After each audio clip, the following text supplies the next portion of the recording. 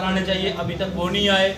उसके बाद जो इमीडिएटली लिस्ट अपडेट होनी चाहिए, नेक्स्ट जो लोग हैं उनकी वो भी होनी चाहिए, और पेंडिंग बेसिस हमारी रिलीज की जाए।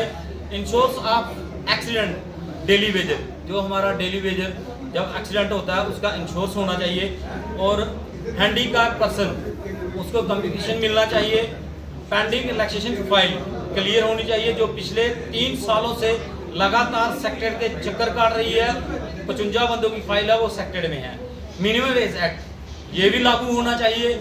और मैं आपके माध्यम से आम पब्लिक और आम ऑफिसर हमारे हैं, जितनी भी यूनियन हैं, उनको भी ये कहता हूँ कि हमारा पीडीडी के साथियों का साथ दें। हमारी लाइनमैन यूनियन चाहे इंजीनियर यूनियन हो, मैं उनको भी आपके माध्यम से कहता हूँ कि जो ये मसला है ये हल होना चाहिए। हर दिन हर रोज दिनों की तरह हमारे साथी मर रहे हैं। अब जैसे सुनील कुमार हमारा एक आरसपुरा में उसकी डेथ हो गई, उसके बाद हमारे एक साथी जगदीश नाम का मेडिकल कॉलेज में पढ़ा है, संसार चंद की बाजू कट गई, बिहारी लाल वो अभी बेड पे है। ऐसे ही सुभाष सिंह उधमपुर का, उसकी दोनों टांगे जो नीचे की वो काम नहीं कर रही, वो बेड पे है अभी तक। ऐसे ही फरीद अहमद पिछले 4 सालों से लगातार बेड पे है, वो सुंझावा में। ऐसे बहुत सारे साथी हमारे हैं जिनकी टांगे बाजू कट जाती है। अब हम ये अत्याचार कितनी देर सहन करेंगे?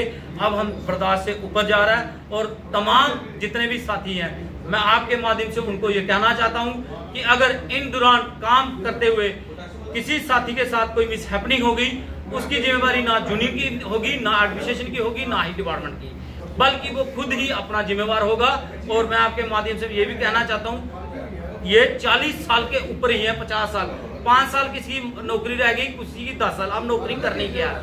ऐसे ही बहुत सारे साथी इस लिस्ट में हैं जो मर गए हैं। मात्र ऐसे भी साथी हैं जिनकी 3 दिन नौकरी रह गई, 6 दिन नौकरी रह गई, उस नौकरी को क्या करना है? उससे तो ज्यादा यही है कि जहाँ मरो जहाँ करो। अब वो बात है, अगर कहीं भी फॉल्ट आता है, कुछ आता है, हमारा डेली वेजर भाई काम नहीं करेगा। आपके माध्यम से ये मैं बता रहा हूँ।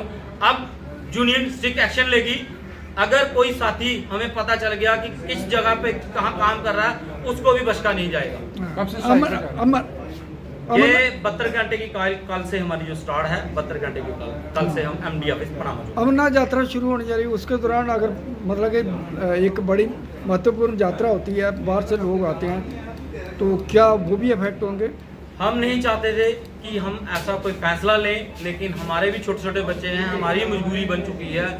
हमें आश्वासन पे आश्वासन दिए जाते हैं, जब बल्कि हमारा साथी मर जाता है उस टाइम बड़े वादे किए जाते हैं कि इसको ये दिया जाएगा, वो दिया जाएगा, इसकी बीबी को नौकरी दी जाएगी, लेकिन उसको कुछ नहीं मिलता। बल्कि उसको जब उसके 10 दिन हो जाते हैं, उसके बाद उसकी फैमिली स्टार्ट हो जाती है, ऑफिसरों के दफ्तरों के चक्कर काट रहे हैं, चक्कर ही चक्कर काटते हैं और कुछ नहीं। इसलिए हम मजबूर हो चुके हैं, तो इसकी सारी जिम्मेवारी एडमिनिस्ट्रेशन। अगर सरकार फिर भी नहीं मानती तो फिर अगला कदम क्या रहेगा? अगर सरकार नहीं मानती हो, आपके सामने ये जो चल रहा है सिलसिला, हम तो पावर बंद नहीं करेंगे। अपने आप सरकार को पता चल जाएगा काम कौन कर रहा है, ग्राउंड पे वर्कर कौन काम कर रहा है, कौन नहीं। हम मेहनत कश लोग हैं, मेहनत करने वाले हैं, मेहनत करते हैं, मेहनत करते रहेंगे।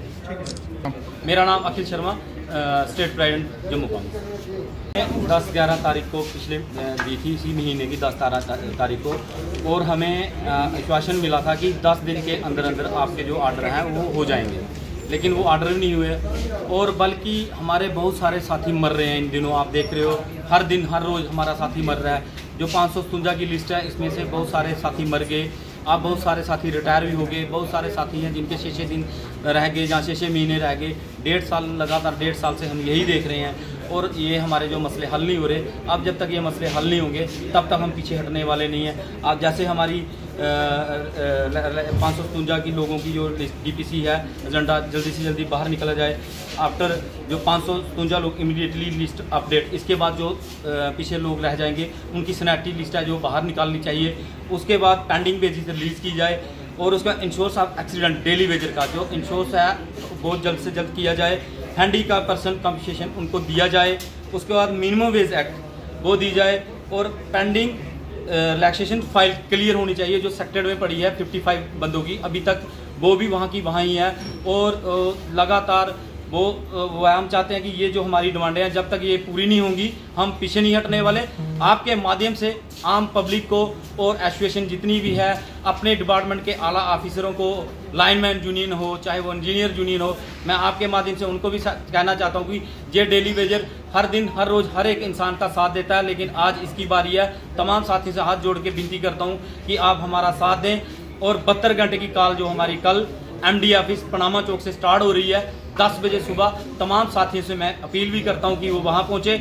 और इस दौरान अगर कोई हमारा साथी काम करते हुए उसके साथ कोई एक्सीडेंट हो गया, उसकी जिम्मेवारी उसकी खुद की होगी, बल्कि ना यूनियन की होगी, ना डिपार्टमेंट की होगी, ना किसी आला अफसर की होगी। जय हिंद, जय भारत।